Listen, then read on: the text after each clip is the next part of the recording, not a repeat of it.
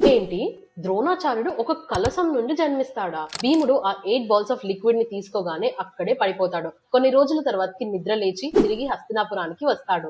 దుర్యోధనుడి ప్లాన్ నాగలోకానికి వెళ్లడం, వాసుకి ఇచ్చిన లిక్విడ్ తాగడం అండ్ వెయ్యేనుగుల బలం రావడం, ఈ స్టోరీ మొత్తం కూడా భీముడు కుంతికి అండ్ పాండవులకి చెప్తాడు. అప్పుడు యుధిష్ఠిరుడు, నీకున్న ఈ పవర్ గురించి ఎవ్వరికీ చెప్పకు, దీన్ని సీక్రెట్ గానే ఉంచుదాం అని అంటాడు.